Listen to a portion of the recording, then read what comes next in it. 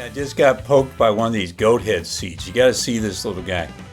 It's got 3 spikes on it, And let's see if I can grab it here without getting poked. Almost impossible. There he is. You see the two horns? Kind of looks like a goat, the head of a goat.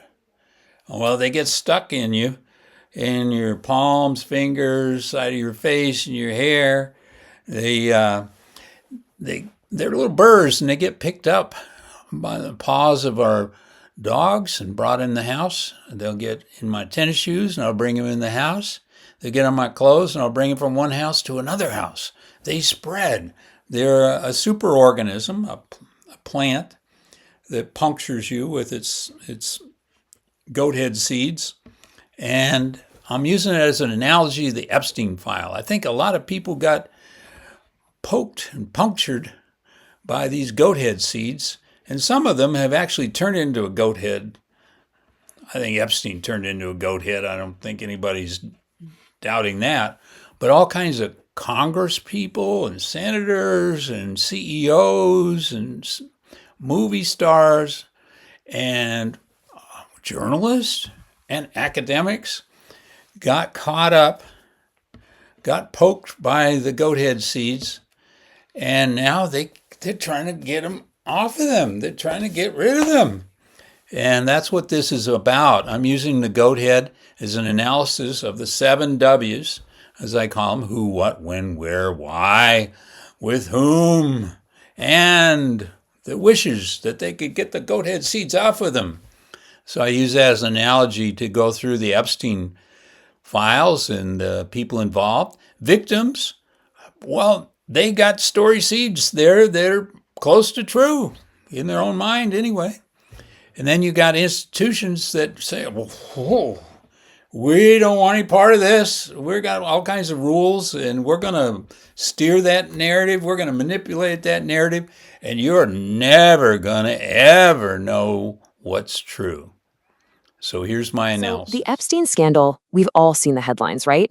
But what if I told you that to really get what was going on, I mean the deep, systemic stuff, we need a totally different way of looking at it. That's what we're going to do today. We're going to use this incredible framework called the GOAT head analysis to dissect this whole messy web of power and silence. Let's get into it. All right, first things first, what on earth is a goat head? Well, literally, it's this really nasty plant. You know the type. It's an invasive weed with these horrible thorny seeds that get into everything. If you've ever gotten one stuck in your bike tire or, even worse, your shoe, you know the feeling. They're painful, they're relentless, and they are a total nightmare to get rid of. And trust me, it's the perfect metaphor for what we're about to impact. Yeah, because that's exactly what systemic corruption is like, isn't it? When we talk about a goat head superorganism, we're not talking about a plant anymore. We're talking about a system of corruption that's just as invasive, just as thorny. It digs into the very fabric of our institutions and just punctures everything. It's what happens when the people at the top get caught in a scandal, and suddenly those painful, thorny truths start spreading to everyone and everything they've ever touched. So how does this goat head actually work? Well, it all boils down to a battle between 2 things. On one side, you have what are called story seeds. Think of these as the raw, unfiltered truth. All those thousands of emails, the text messages, the powerful testimony from survivors, those are the thorny seeds of reality. But then on the other side, you have these story filters. And this is the really crucial part. These are the tools the powerful use to control the narrative, to twist, to bury, and to completely reframe those painful truths so they can protect themselves. Okay, so how do we even begin to pull this thing apart? We're going to use a framework called the 7 W's.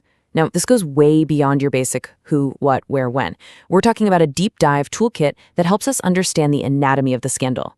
We'll start with who and follow the thread all the way to the final and maybe most important one, wish. It's going to give us a super clear map of how this whole corrupt system worked and how people fought back. So let's jump in with the first W, who. And right away, you see this massive contrast. On one side, you have the victims, who really define themselves as courageous survivors. Their identity was built on fighting for justice, for truth. But then you look at the enablers, the CEOs, the powerful figures in this whole mess. Their identity? It's described as completely non-authentic, totally superficial. It's all about self-preservation. And their character ultimately just crumbles. The source material literally says it falls apart like a disaster movie. Okay, and that who connects perfectly to the why, our fifth W. Let's look at the motivation here. For the survivors, the why is crystal clear. This is a fundamental human issue. They're demanding transparency, they're demanding accountability. Simple as that. But for the enablers, their why is, well, it's a whole different story. It's all about things like shareholder value, or let's be real, protecting friends and donors. So you've got this huge clash. One side is fighting for truth, and the other is just desperately trying to protect the system. And this brings us to one of the system's most powerful weapons. It's a key story filter called the weaponization of complexity. Sounds fancy, right? But what it really means is using ridiculously dense legal and financial jargon to hide what's really going on. The source calls it pseudo-technicist mumbo-jumbo, which is just perfect.